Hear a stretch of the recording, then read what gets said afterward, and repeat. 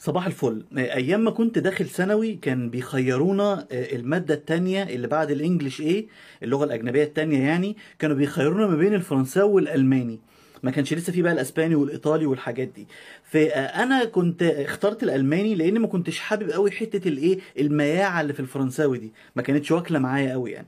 فانا اخترت الماني، درسته 3 سنين، وعلى فكره كنت بحبه جدا وكنت شاطر فيه جدا. المهم بعد ما اتخرجت بقى واشتغلت دلوقتي في الشركه اللي انا فيها، فمعايا زمايل وزميلات درسوا فرنساوي بقى. فبيحصل دايما نوع من التريقه والمقارنه بيني وبينهم. بس يعني انا في الفيديو ده سريعا كده هقول لكم مقارنه ما بين الفرنساوي اللي هو لغه دايبه مايعه مسخسخه خالص، بتفكرني بالبقسماطيه اللي بتنزلها في الشاي بلبن، تيجي تخرجها تقوم مسخسخه وواقعه كده في الشاي بلبن، ما بتطلعش معاك. ده الفرنساوي.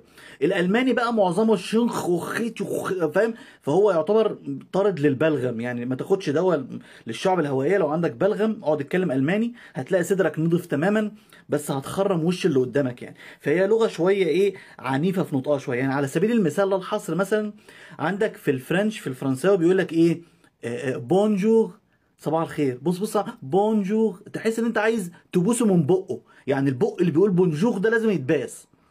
طب في الالماني بقى جوتن مورجن، ما تفهمش ده بيقشط ولا راضع ومحتاج يتكرع ولا ما تعرف، يعني حد يخبط له على ده جوتن مورجن، غرف ده يومك شبه وشك، فاهم؟ هي طريقته كده. فده مثلا. فعندك مثلا مساء الخير ولا بتاع بعد الظهر ولا كده، تقول لك بونسوار. بص، بونسوار، حاجه سكلمه خالص، حاجه جميله، تحس انت ماسك كرواسونيه في ايدك عليها حبه البركه وسمسم. طيب في الالماني بقى جوتن تاج، جوتن تاج اخفى من وشي، فاهم؟ جوتن تاج بقى عليك وعلى اللي جابوك بدري، يعني جوتن تاج. خلاص، بونسوار، واخد بالك؟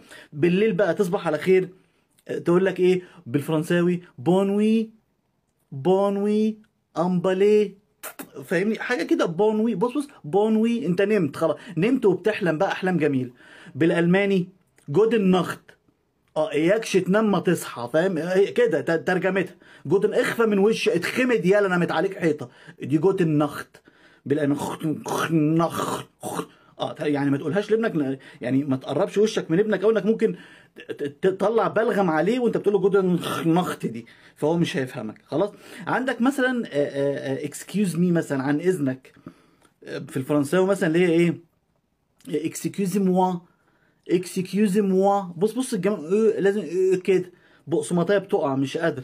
في الالماني انتشولدجن زي بيته، انت على ما تقولها الواحد اصلا يكون مشي سبق زهق. انتشولدجن زي ظهرك والزيت يا استاذ، فاهم؟ عارف الراجل بتاع الطعميه اللي على طول داخل المطعم وهو مخنوق